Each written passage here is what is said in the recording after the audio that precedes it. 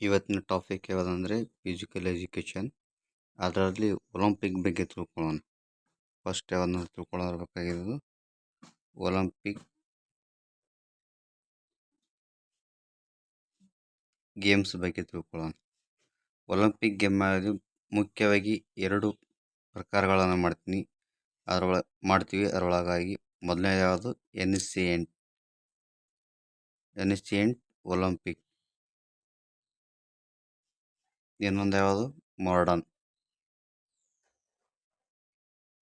Olympic ಅಂಥೇಳಿ ಎರಡು ಮುಖ್ಯ ಭಾಗಗಳಾಗಿ ಮಾಡ್ತೀವಿ.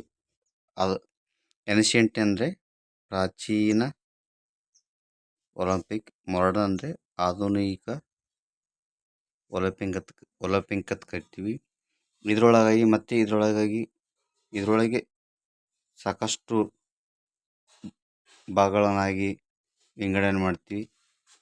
ಅದರಲ್ಲಿ ಯಾವುದಂದರೆ ಒಂದನೇದು ಸಮ್ಮರ್ ಒಲಿಂಪಿಕ್, ವಿಂಟರ್. ಸಮ್ಮರ್ ಅಂದರೆ ಬೇಸಿಗೆ ಒಲಿಂಪಿಕ್, ವಿಂಟರ್ ಅಂದರೆ ಚಳಿಗಾಲ ಒಲಿಂಪಿಕ್. ಆಮೇಲೆ ಪ್ಯಾರಾ ಒಲಿಂಪಿಕ್ ಅಂತ ಮಾಡ್ತೀವಿ. ಪ್ಯಾರಾ ಒಲಿಂಪಿಕ್ಸ್ ಅಂದರೆ ಇದು ಯಾರಿಗಿರ್ತಂದರೆ ವಿಕಲಚೇತನ ಹ್ಯಾಂಡಿಕ್ಯಾಪ್ಟ್ ಇರ್ತಾರಲ್ಲ ಅವರಿಗೆ ಪ್ಯಾರಾ ಒಲಿಂಪಿಕ್. ಇದಾದ ತಕ್ಷಣ ಸ್ಪೆಷಲ್ ಒಲಿಂಪಿಕ್ ಅಂತ ಮಾಡ್ತಾರೆ. ಇದು ಯಾರಿಗೆ ಅಂದರೆ ಭೌತಿಕ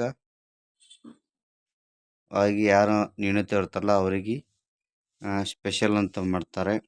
ಇದಾದ ತಕ್ಷಣ ಮತ್ತೆ ಒಂದು ಯೂತ್ ಒಲಿಂಪಿಕ್ ಅಂತ ಮಾಡ್ತಾರೆ. ಇದು ಸಾಮಾನ್ಯವಾಗಿ ಯುವಕರಿಗೆ ಇರ್ತದೆ. ಇದಾದ ತಕ್ಷಣ ಇನ್ನೊಂದು ಮಾಡ್ತಾರೆ, ಇತ್ತೀಚೆಗೆ ನಡೀತಾ ಇರೋದು ಕ್ಯೂಡರಿಯಾಗಿ ಒಂದು ಒಲಿಂಪಿಕ್ ಮಾಡ್ತಾ ಇದ್ದಾರೆ. ಅದು ಯಾವುದಂದರೆ ಡಿಫ್ಲಿ ಒಲಿಂಪಿಕ್ಸ್